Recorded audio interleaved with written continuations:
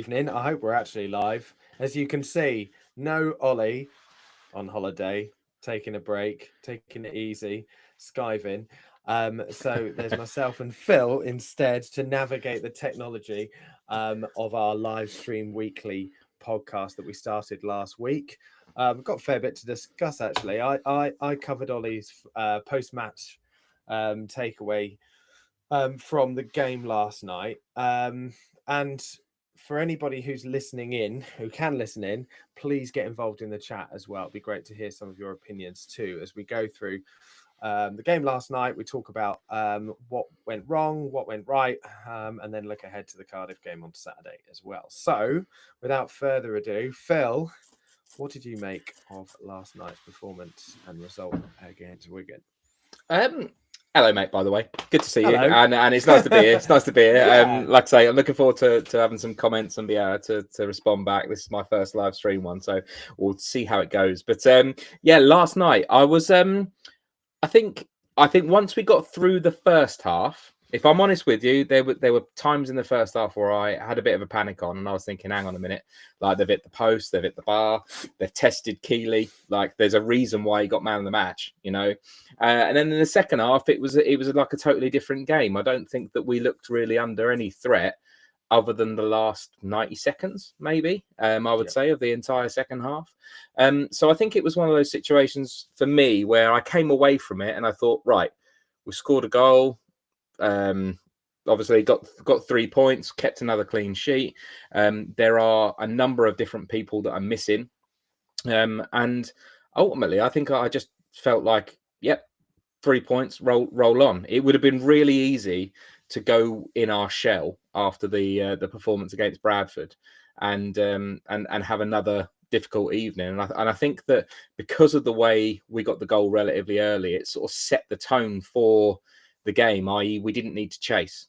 And I think because we looked relatively comfortable, especially, like I say, in the second half, it felt like just a decent, relatively straightforward home win.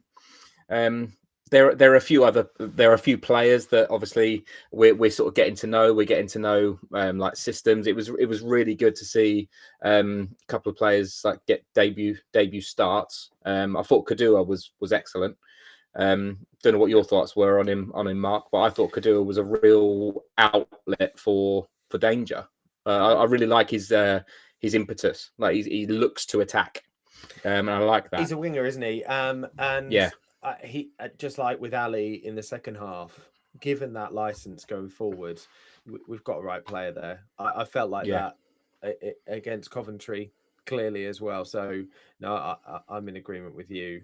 I think it's given them license. And let's be honest as well, like we're on last night. Last night was always going to be an ugly 1-0, wasn't it? I mean, we did our Sunday phone in, and that was everybody's predictions. And we'd all have liked to have seen us suddenly turn into the team we want to be this season.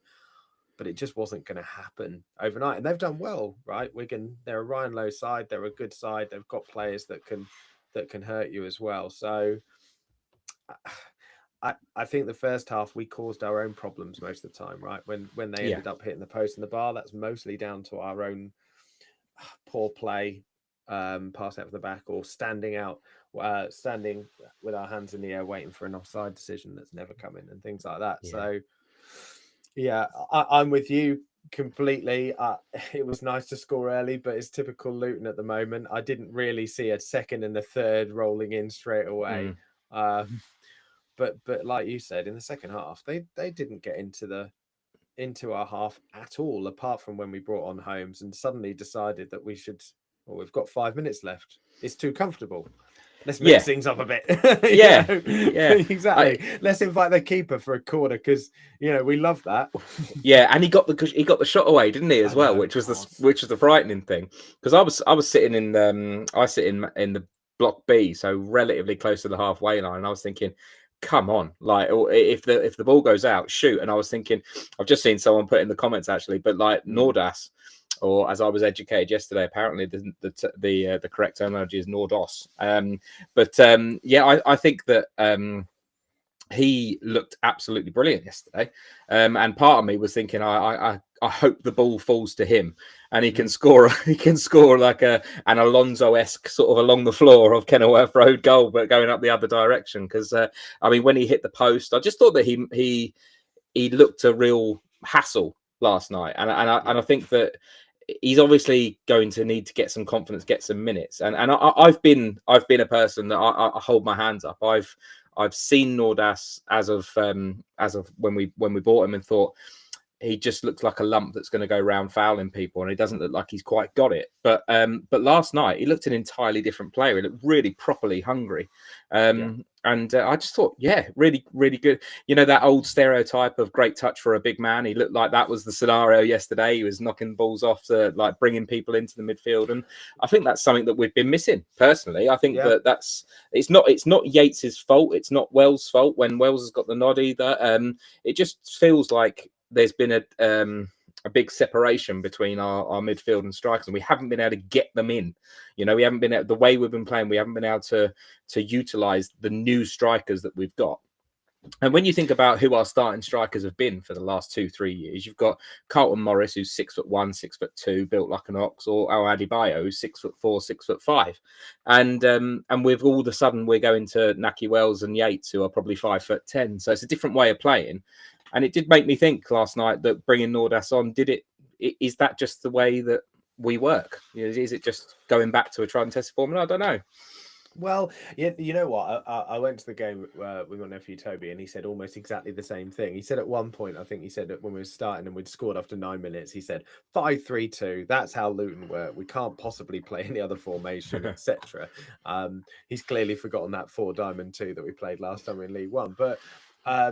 The same kind of goes for Nordas. It also allows us to play through the middle of the pitch a little bit more when you can hold it up, doesn't it? Which, as you said, has been so lacking, is that link-up play. I thought it was excellent as well. I really do. And I said it in a reaction video, how unlucky he was not to score. Composure as well. You know, where even Clark was skying shots. Saville hit one that actually cleared the Kenilworth Road end as well. You know, these are players that can hit a good ball.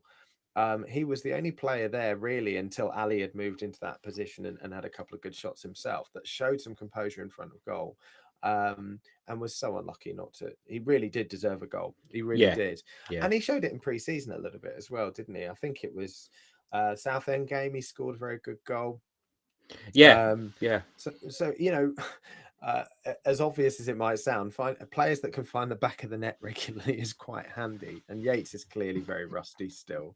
I sort of felt sorry for Yates yesterday because, like I say, I feel like his desire's there. I feel like he's a workhorse and that he runs and runs and runs.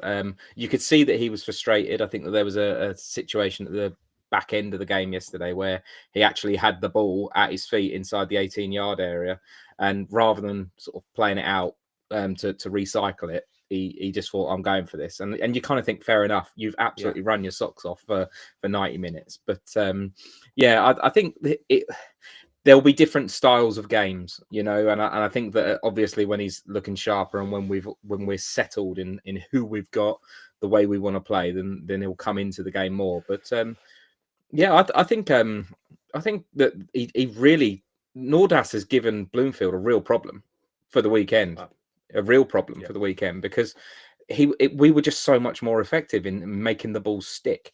And when you think about who we've got as our, apologies for sounding like a basketball commentator, but who our ballers are, you know, the ones that look really comfortable with the ball at their feet. You've obviously got Saville, Walsh and Clark that are in that middle. Those are the ones that you want to be sort of playing the ball through, in my opinion. Now, if you can bring them in by playing the long ball and have it laid back to them rather than them having to be ball carriers, I personally think that's a better tactic potentially moving forward than it is to ask them to thread balls through to no one. So we'll see how it goes. Yeah, it gives us options certainly, and it's nice to have some options going forward, doesn't it? But you know, just quickly on Yates as well, I think it's just sharpness, as you said. I mean, I've seen some comments online about, you know, he's not up to it, etc. Look, we know that he's a good player. We know that he can play at this level. It's just he's just a little bit off the tempo. He can find himself offside, not quite getting in front of his man for crosses, things like that. that comes with a bit of sharpness and playing. He's not in Yeah. the pre-season, so that will come. I still think he's a very good signing. And Wells gives us a bit more of that link up. I think Wells can also play just in behind as well, so it doesn't just have to be an either or situation there too. So I think there are positives there. I mean, I don't know about you. I saw some comments online, and I know that's always a dangerous thing to do. But if you'd have just looked at it without having known what the score is, you would have thought we'd have lost that game and lost it badly from some of them as well. I get that it's not perfect. I get that, and I get that everybody's scarred from last season and the context of last season needs to be taken into account. But I think that, he's not Rob Edwards. And this team is not the team of last season either. And they've shown glimpses in games that things are coming right. So it's difficult, isn't it, to have that patience, considering that the expectation is going to be high, and rightly so. There's going to be a lot of games like Tuesday night in this league. And there was, even when we were playing that 4 Diamond 2 under Nathan Jones. I know that there were some amazing nights in there as well. But, we had to grind some draws out that last minute Kazenga Lualua equaliser against Walsall. For most of that game, it was absolute dross. I mean, no one remembers it because they remember everyone jumping into the stand. But, we've just been talking about it off air. Burton away, I went to in that season as well. We lost that game. We were rubbish. And they rightly won it. So not every single game is going to be the Pompey game at home, etc., where we probably play the best football I've seen us play at Kenilworth Road. So I think people have to remember that there is still time, and we've won 3 games. Yeah, there's a lot of gelling to be done. I think that we're in a situation, like every team, by the way, is that there's this weird period of not quite knowing where you're at. And what I mean by that is not knowing who's going to come in, who's going to go out.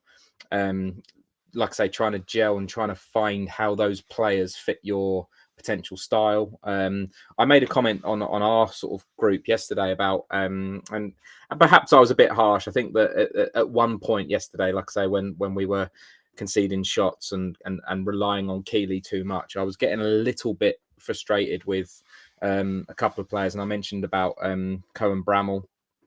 And I made a rather derogatory comparison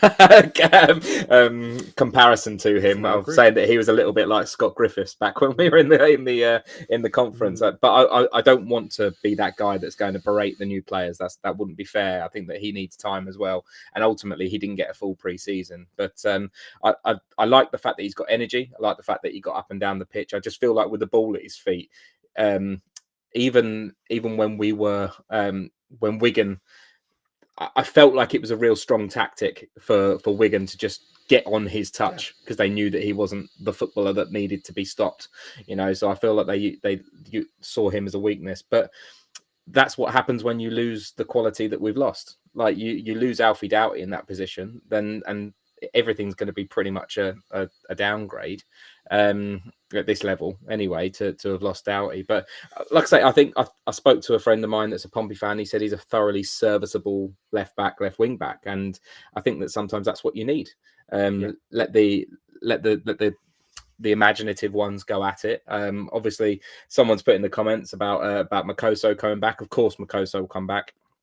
I think that the Makoso, you can see the difference when he's not in the side, and that's not to say that I thought that Longwhite had a bad game in that position, in that sort of like central right defender. But Makosa's just got so much pace that he can cover whoever's at right wing back, and I think that he could potentially have a really good relationship with Kadua if Kadua holds that place down. We'll see how it goes. But like I said, there's so many different players that are potentially to come back, potentially be shipped out, potentially come in, which goes all the way back to my point about we don't know where we're at yet. So to get 9 points on the board out of a possible 12 and to lose an away game to Bradford, who have pulled up a couple of surprises already, really isn't the worst thing in the world. Yeah, exactly. 2 sets of hatters in 1 week for them.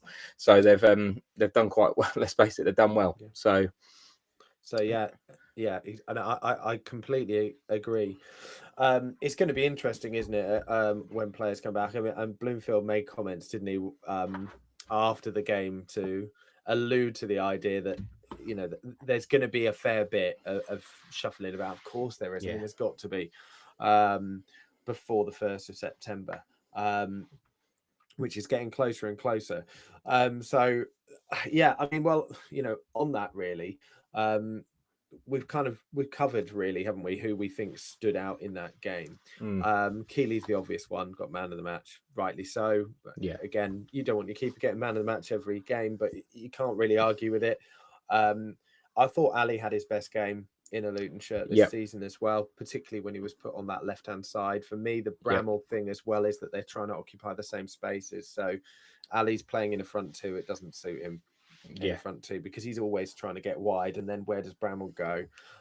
So I think as soon as he was given that license, we saw the Ali of last season running at people, and it was exciting to watch. And a couple of those shots, one of them I think was from miles out. I mean, I was in F block, so it is quite hard to see. And you were talking about your panic at the when you were seeing our defending. I didn't see it, so that helped. So I got told that it hit the bar. I didn't actually see it. Which really does. I'll tell you what, it really does help the heart rate if you have 3 pillars in the way from being able to see that goal in the first half.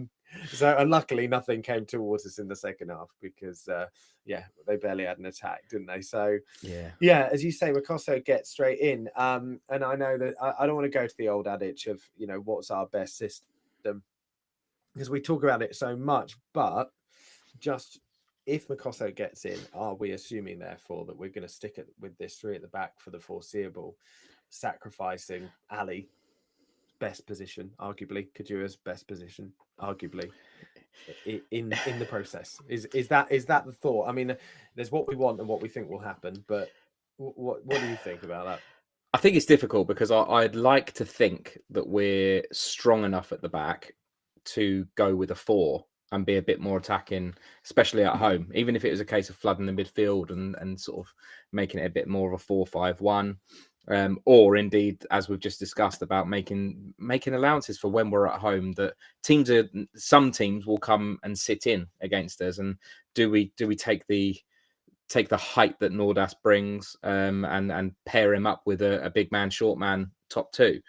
I like that idea. That I think that we could potentially, when they're both fit and they can both do 90 minutes, Kadura on one side and Ali on the other could be absolutely devastating.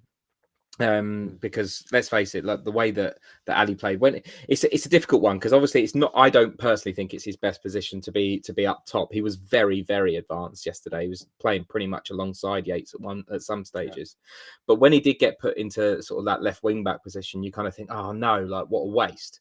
And then you see how much more room he had to maneuver himself into, and the fact that he was able to cut inside and get onto his right foot and it was not just one, it was 2, wasn't it? It was 2 blistering strikes that were sort of pumped away by the goalkeeper. So the fact that he was able to get that space and get fouled and just break the game up as well, because the guy is an absolute ox. Like Ali is so strong, and he's just an exciting player to be on the ball, isn't he? So I think that if we can couple him up on one side, Kadua potentially on the other, then you never know. And like I said, we've got some players that can come back and potentially offer a bit of width and speed. But I don't know. I think that the way we're playing at the minute, the thing that you mentioned about that, if you looked at comments on social media, you'd have thought we'd lost.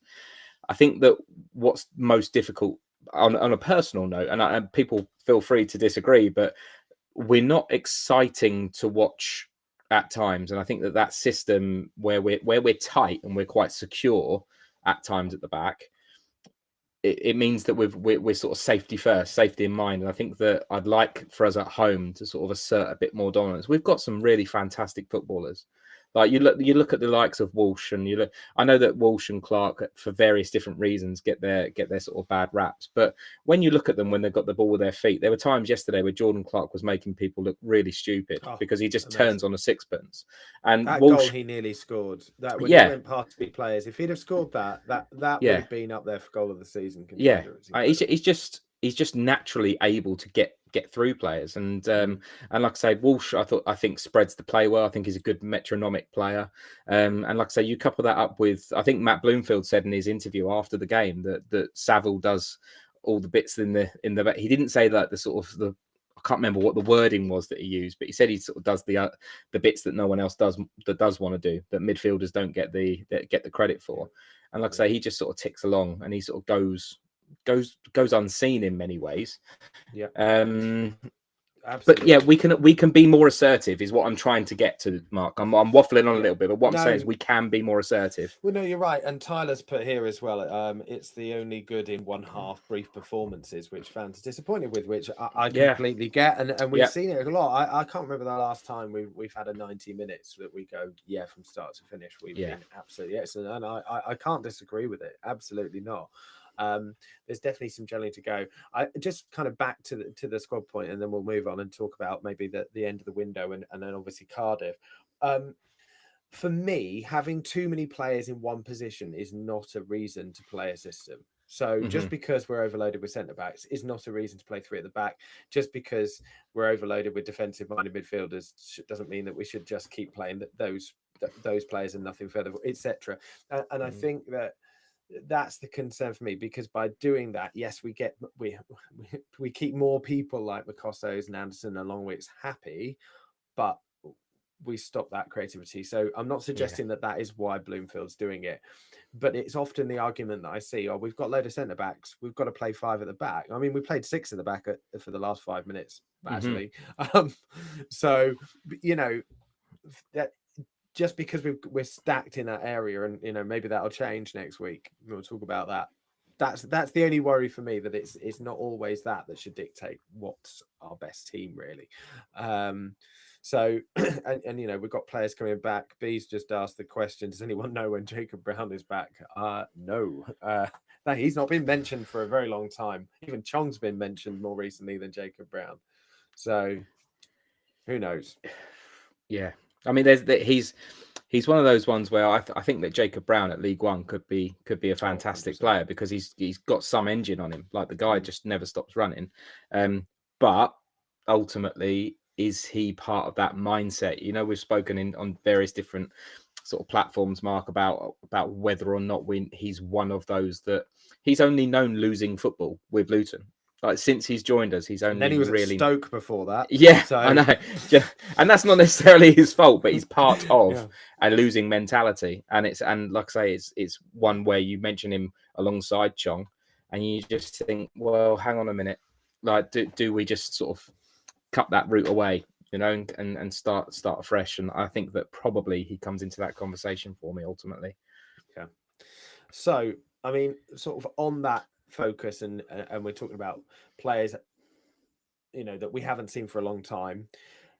What do we need? What do we still need, or what do we think we still need? Difficult question to answer, isn't it? Because for me, at least, every game brings up a new sort of, actually, I think we need this sort of player, this player, etc. What do we need, or what would you like to see be done by the end of the window? I mean, for me, I think a striker is less of a concern. I know there's lots of rumours about Al Hamadi. I don't know how true those rumours are, to be honest. But yeah, it'd be great if we signed a player like that. But for me, he's a striker isn't actually the priority anymore. I think we need people to get the ball to them, as you were talking about Yates. They can be as good as you like, but if the ball's not getting to them, they're not going to put the ball in the back of the net. But and then who goes? I mean, the list as long as your arm, possibly, on who we need to get rid of, or who we think we can get rid of before that window closes. I think for me, you're right. I think it's a case of who can we get rid of? Like, what contracts are they in that's going to make it sort of attractive for them to move on, rather than sitting on the contracts that they're on, regardless of what those clauses are in relation to relegation. I think you mentioned a minute ago, Mark, about how many centre backs we've got. Mengi hasn't been included in that. Though, so we haven't spoken about him. I would happily usher him out the door. I've got no real time for Mengi anymore. I think he's a hoof merchant. I don't think anything much of him beyond that, to be honest. So I don't feel like he's been that missed. in the first few games of the season. Not that worried about him.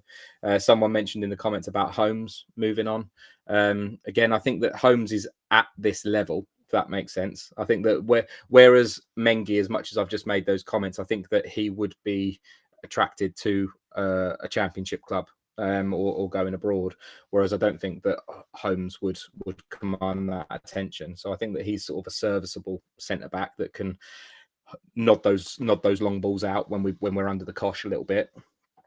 So I wouldn't be sort of worried if Holmes stayed, but again, like I say, I wouldn't be worried if Mengi was off.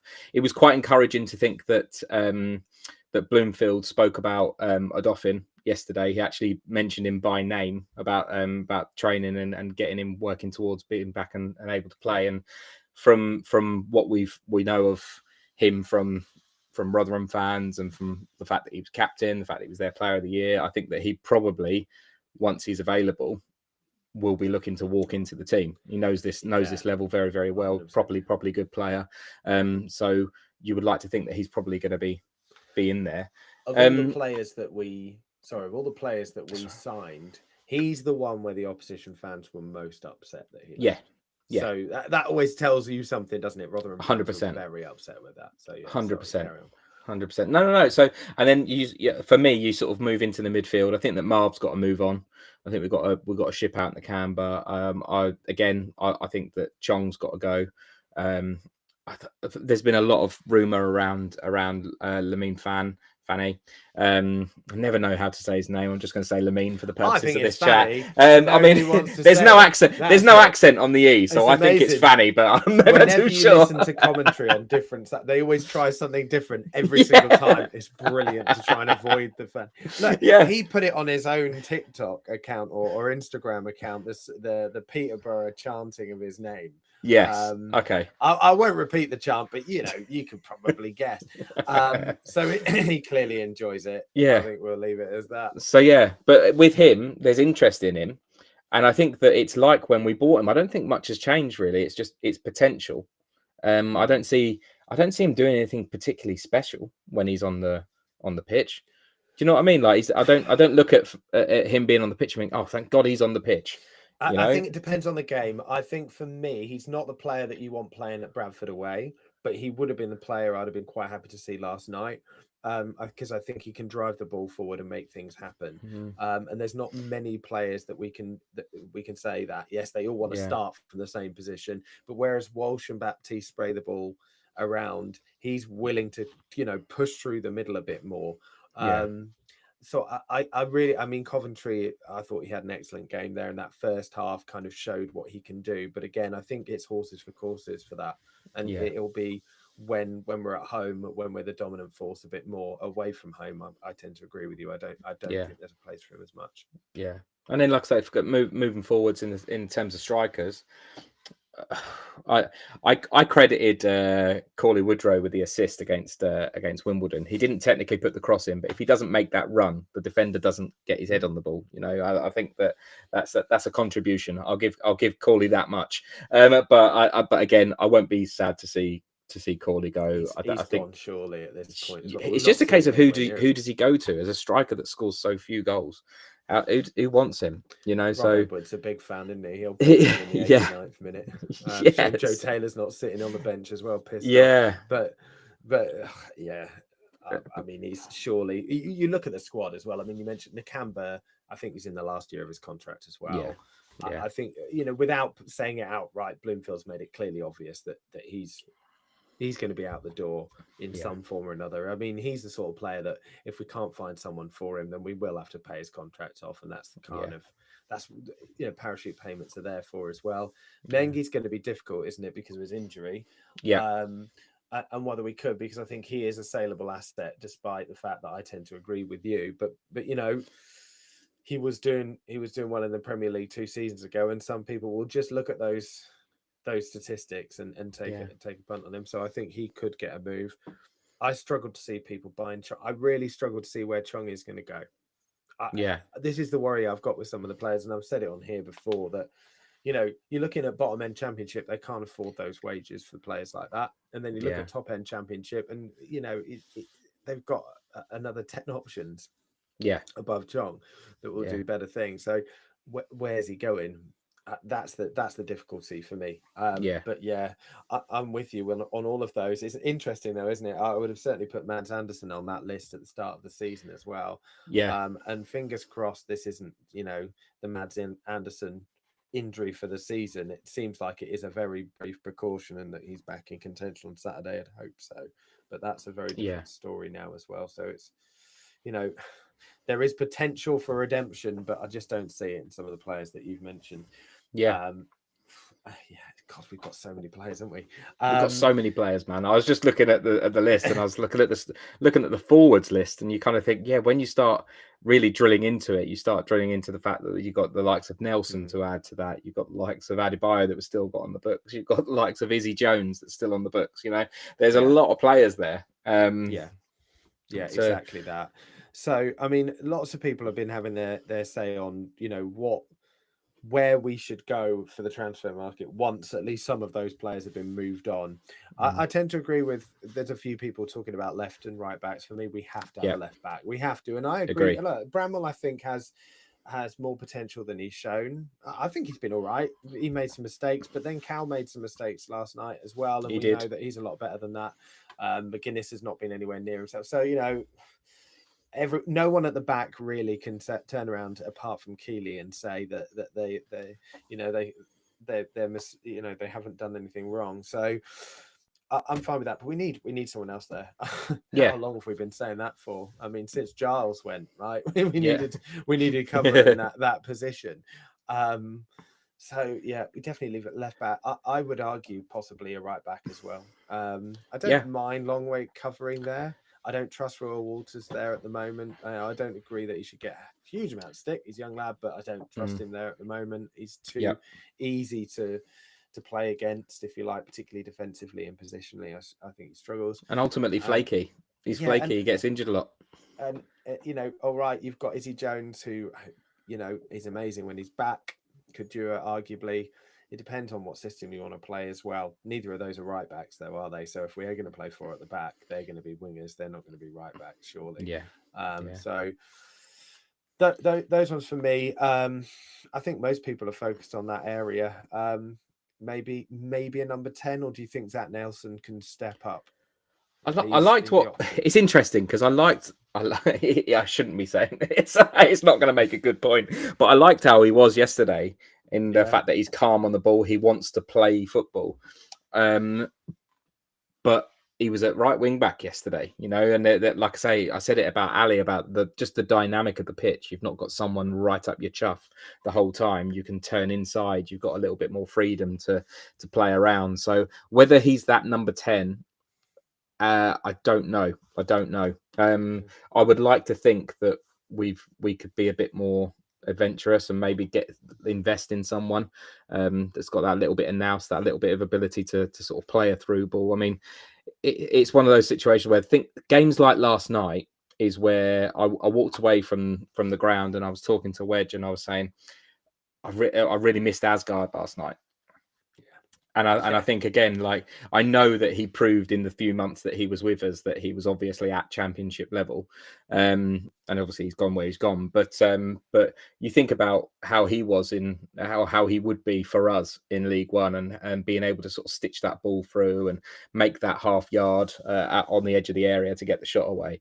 That's the sort of player that I want us to sort of go for. But obviously, like I say, that's a bit of a pie in the sky sort of comment, because where's that name? Who is that person? So it's tough. Yeah. It's really tough, especially, like I say, where everyone's going for these players. Everyone's picking up on who their shortfalls are because of how long this window is and because of how many games we play. I mean, League One, it's literally an entire month that we play before the window's shut. So it's a tricky one because everyone's scouting around for the same people.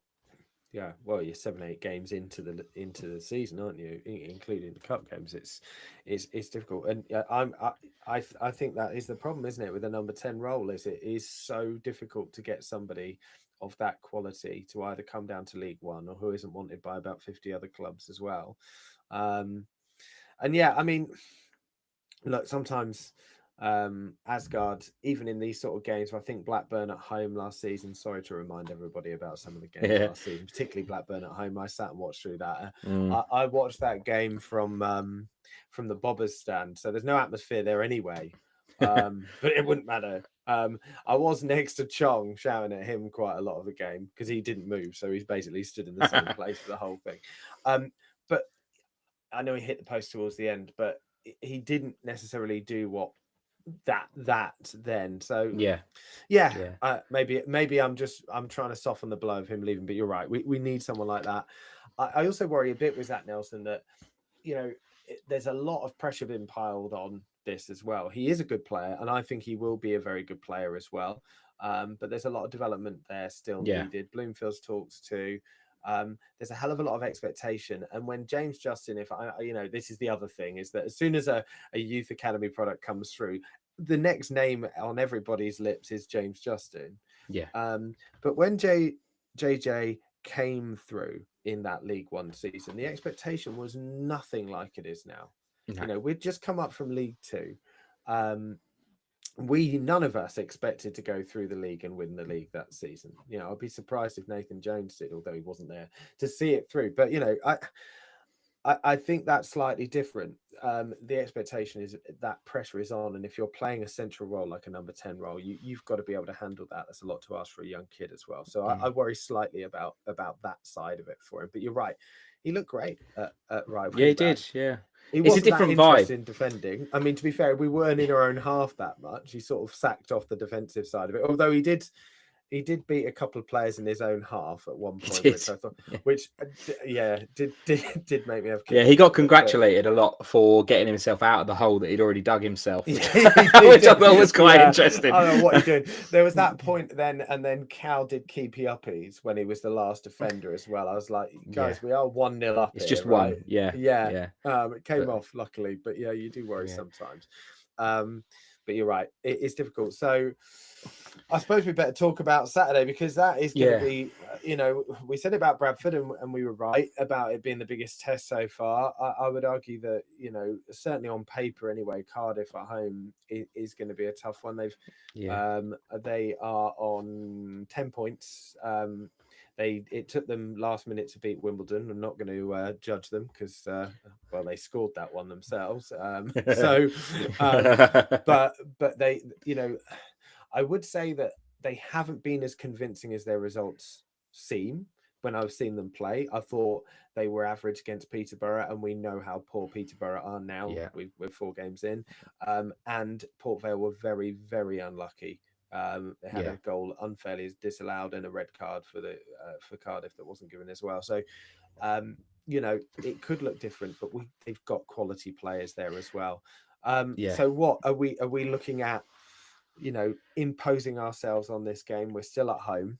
You know, we're still playing our way. Is that the plan? Are we looking at a similar system, maybe with the inclusion of different players? So Makosso perhaps comes in, if you like, for maybe McGuinness, or are you completely going, well, let's do it how we've ended the game and look more attacking that way? Right, I don't want to be defeatist here, but I think evidence would dictate that there's not going to be a big change.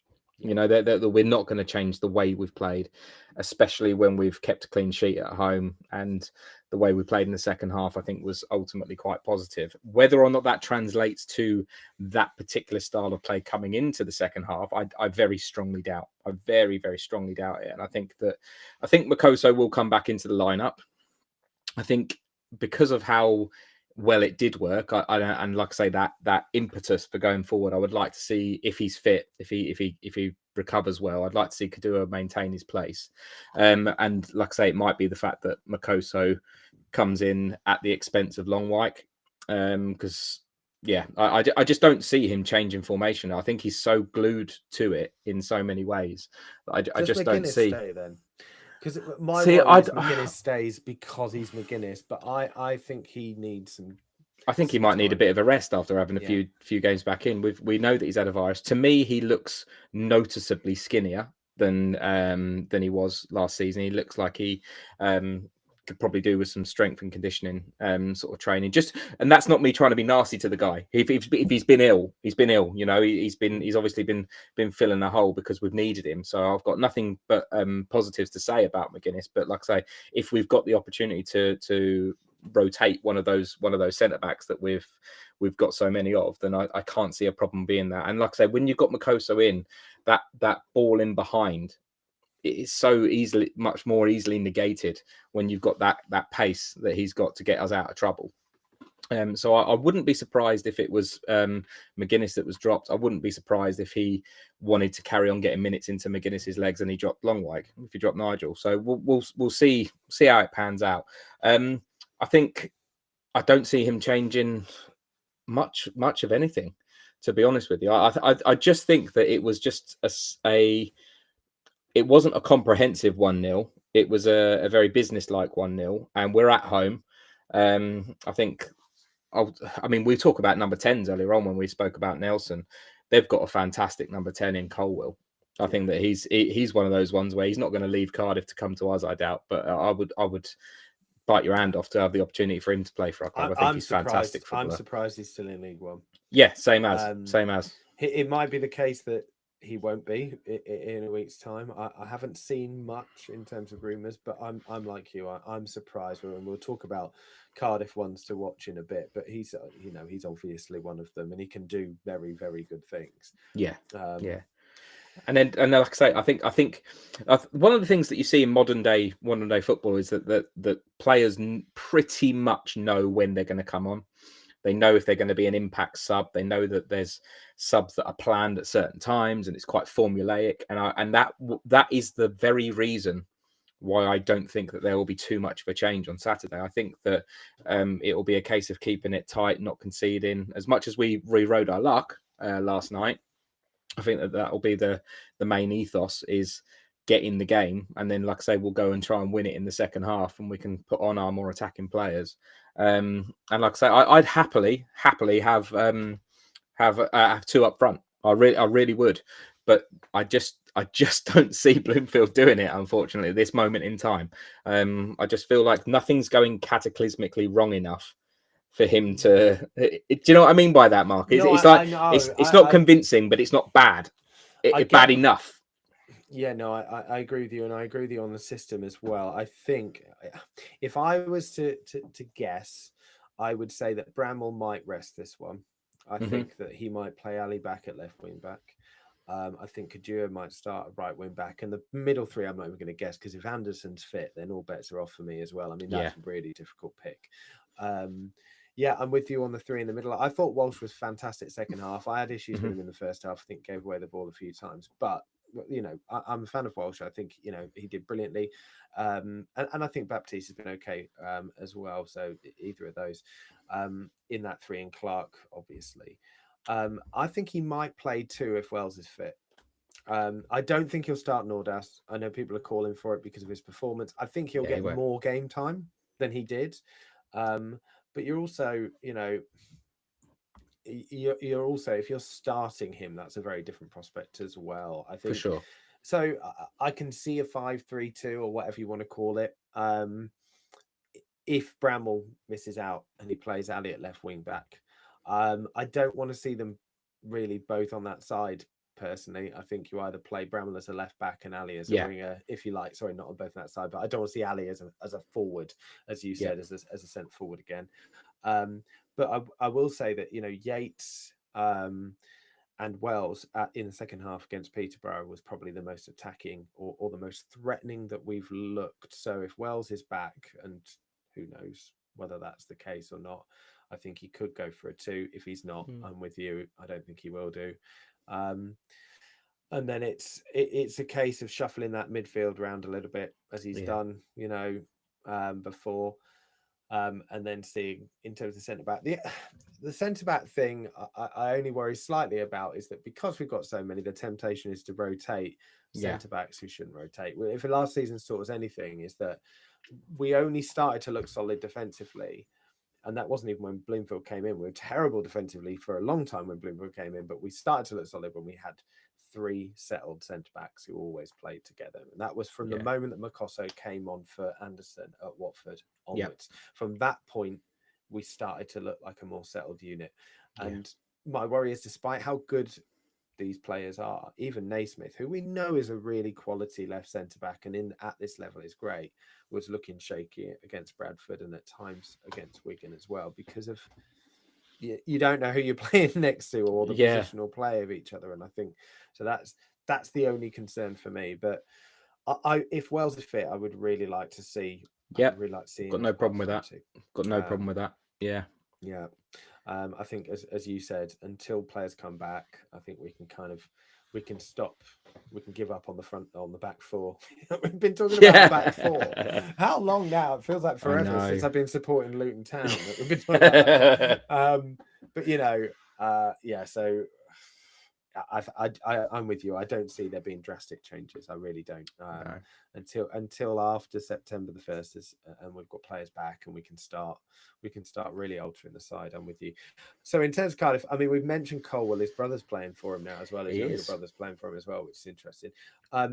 Just a point on this. I was having a look at their bench against Wimbledon, and I don't know, 4 years ago, if I'd have said to you, Chris Willock, Callum Robinson and Callum Chambers will be in a League One side on the bench away from home at Wimbledon, you would be telling me that I've lost the plot, right? Yeah. What Honestly, happened? what's happened? That's the thing. I mean, Chris Willock in particular, for me, that's the standout for me. I mean, Chambers has never really done it, has he? Like at whatever level he's played at, he's an all right. He's all right. Don't get me wrong. I'm not slating the guy. He's all right, but he's Played never been. League, though, you know. Yeah, he has. So he's obviously knows what he's doing. But for me, Willock, like there was a period of time for QPR where Geezer was unplayable, and I would never have thought in a million years. It's obviously just one of those disaster moves where he's gone from QPR thinking that Cardiff will be having a stronger season, and he's just plummeted. It's weird. It's really odd. Mean, to be fair, I think he was having a rough old time at QPR in his last season and a half as well. But yeah, I mean, Willock, when they had Berichese and Willock in that same team. Sorry, just to sort of point that out as well, that they had those two players as well. It's incredible, isn't it? But yeah, it's you look at the potential, but clearly, it's been a long time since we've seen Chris Willock perform. And he came off the bench after the hour mark, I think, away. And it was Isaac Davis that came off the bench to score the winner in the 93rd, 94th minute, something like that. So yeah, Colwell's definitely a concern. For us, they're also a concern from set pieces generally as well. And I don't know about you, I thought our set piece defending wasn't as assured on Tuesday night. It might just be the panic. It was fine to start with. As the game progressed a little bit, we started to get a bit more nervy with balls in the box. Maybe again that's mentality, and they were getting a little bit of joy with second balls, particularly from their sort of free kicks from 35, 40 yards that we gave away a couple in the first half, and then obviously right at the end with a corner. I think there was a couple of going on that point, Mark. There was a couple of times where we mentioned about Naismith and about him looking a little bit suspect almost against Bradford. And usually when Naismith's at the back there, you think, right, if the ball's anywhere near him, he's bringing it down, he's stepping forwards, he's picking out the right pass. There was a moment, I think it was like the 93rd minute yesterday, where he just hoofed it and he skewed it a minimum. And I was thinking, no, there's a man there. Like, of all the people that I would have put a huge amount of money on, him actually being a head of calm in a moment where it was potential madness, where the keeper's thinking about coming up. I was thinking, at least Naismith's got it. He just thundered it up the pitch, and I was thinking, come on, Cal, like take the pressure off. But I think it'll be interesting from set pieces. Like I say, I think that Makosso and his natural agility, the geezer's got some leap on him. He'll be assured, and like I say, We have got a We've big team. I mean, yeah. not being funny, if Anderson comes in and the ball's getting lumped in, you're going to have faith that he's going to get his head on it. McGuinness is towering, isn't he? So we've got plenty of height. I think, like you say, it's just a confidence thing. It's having that confidence that actually we're going to get it over the line. So and I really hope that we do. I think you're right, is that they could potentially be a threat from those things, and ultimately as the away team, they're going to focus on that, aren't they? They're going to focus on getting set pieces and putting pressure on us from that. But I think we'll be all right. Yeah, I mean, unlike Wimbledon and Wigan, they are far more clinical, and us actually. If we're talking about that, they are clinical, and unlike us, they haven't been. They haven't been dominating the midfield as much, but when they have got forward, they tend to make the most more of chances that they've had. So, obviously that's the concern. If we give away the quality of chances that we did on Tuesday night, we're going to lose the game. I think I would argue that if we played Wigan again and we give away those quality of chances, we probably lose that game too. Yeah. But, I think, as you say, we've got enough in our own squad at home as well to do okay. I think I don't see it being a high scoring game. I don't see any of the games involving us being a high scoring game at the moment.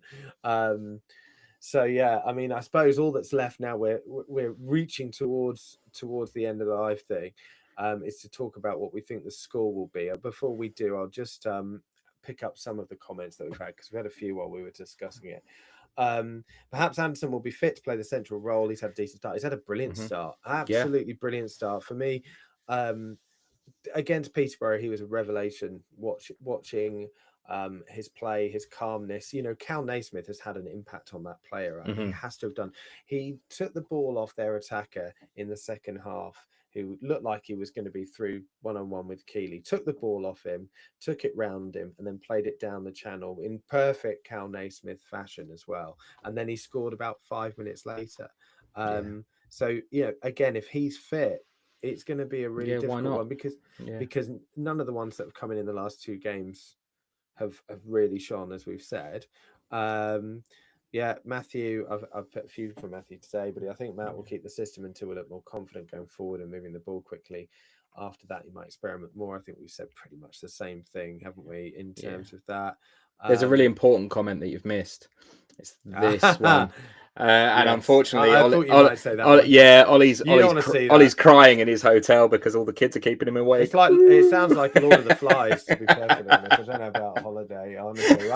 I'm on holiday and they're up late. Yeah, I know. Oh, it's terrible. Having another pina colada to get over it. Yeah, it's disgusting. We did the all inclusive with our 3-year-old. So I when he said I'll find somewhere quiet to record, I just sort of chuckled to myself and think, yeah, right. If you say so. So yeah, no. You said about predictions though, Mark. What are you going for? I'm going to go for a 1-1. I think we'll get a draw in this one. I think it'll be cagey. It'll be tight, as it has been. I think we'll see improvements, but I think that they will be more ruthless, and I can't see us not giving away a half decent chance. So I'm going to go 1-1, which for me isn't a bad result at all, against a fellow promotion team. And as long as we start seeing a bit more of the link-up play in our team, then I think I'll take that, to be honest. What about yourself? I think I'm going to go for the tried and tested 1-0 at home, because it's let's make it a hat trick. I think I completely understand what you're saying about it being a tight one. I think that we will give away chances, but we've got Josh Keeley, so it's fine. It's all good. It's all good. We've got a superstar in goal, and like I say, we've got endless defensive options that we can have that can come in and hopefully continue to make sure that we're tight at the back. And all it takes is one chance, as yesterday showed. Yes, we had more than one chance, but ultimately we can be quite confident that once we put the ball in the back of their net, that we can keep it out. Fingers crossed. And like I say, I think it'll be a Saturday game at Kenilworth Road. It's not 3 p.m. We're not blessed enough to have a 3 p.m. yet at Kenilworth Road. That'll take some time yet, but I'm going to go for 1-0. I reckon stick to the tried and tested formula, and I'm going to go put my neck on the line and say that it's going to be Nordas in the 75th minute. There you go. Yeah, I like it. I like that prediction. And I get your point about Keeley 100%. I just, love the guy. Love his distribution, love his confidence. Absolutely. And love his shithousery as well. Yes. He's definitely got that about him. Love it. Yeah. Unfortunately for us, Cardiff no longer have Horvath in goal though. So that would really put the icing on the cake. I would have probably predicted at least 2 or 3-0 at that point. So yeah, I mean, the comments looking at it 2-1, 2-0. Everyone's feeling very positive considering they weren't before, but absolutely, we'll take that. Wishing for a 2-0 and finally seeing some confidence in the strikers. I would love to see one of the strikers score a goal. Agree. Nordas, fine by me. But if it's Yates for me, even better. Get him off the mark, get him up and running. Right, well, I think we've managed to cover pretty much everything in the time that we've got. Thank you so much for everybody that have joined and contributed with the chat. Sorry if we didn't get to everybody. We've been working our way around the technology, and so far I think it's not cut out, and we didn't start late. So hey, maybe it's not us that's the problem after all, right? But no, thank you so much for joining. Obviously, we'll be doing our Sunday phone in from 9 o'clock, maybe with Ollie, maybe with just myself. We'll see. I don't know when he's back, so we'll see about that. But that's at 9 o'clock following the Cardiff game. So come and join us then, and have a quick listen if you haven't already to the match reaction after the last game as well. And have a good rest of the week. And of course, come on, you Hatters. Come on, you Hatters.